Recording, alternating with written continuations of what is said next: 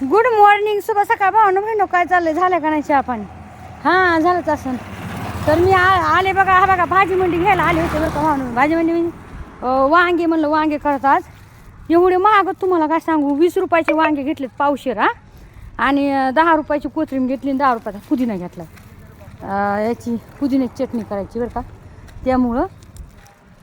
तर म्हणलं चला एक व्हिडिओ टाकावं. तर त्या दिवशी मला एका ताईनं कमेंट टाकली होती.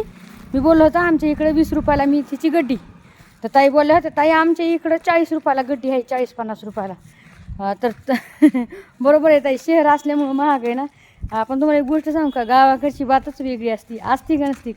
खरं का सांगा हे. मी कोणाला नाव नाही ठेवते बरं का.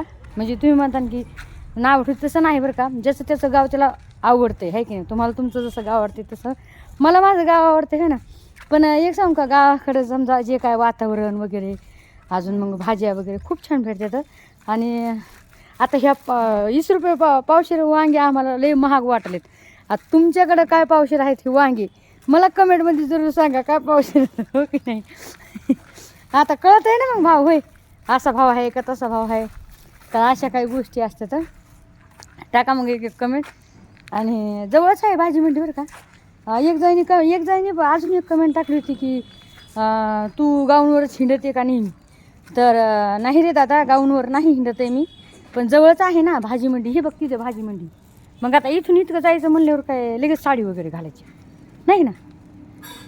तर घालायचं तर घालते तर बाय, असं काही नाही. पण मला लई कंटाळा येतो बघ, त्याच्यामुळं आहे ना मी उठलं सुटलं आपलं गाऊनवरच पळते. काय सांगू तुम्हाला, होय सांगा. आता वांग्याची भाजी करते मस्तपैकी, तुम्हाला दाखवून. इकडे चाललेलं आहे दीक्षाताईचे भांडे चाललेत बघा, हे का. दीक्षाताई भांडे काढल्यात. आज दीक्षाताईला माहेरला जायचं आहे तिच्या बापाकडे.